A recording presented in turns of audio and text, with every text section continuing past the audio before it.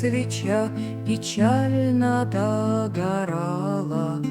Не мог поэта озарить ее трескучий свет, а за окном на волюшке метель торжествовала, решительно преследуя недавний чей-то след.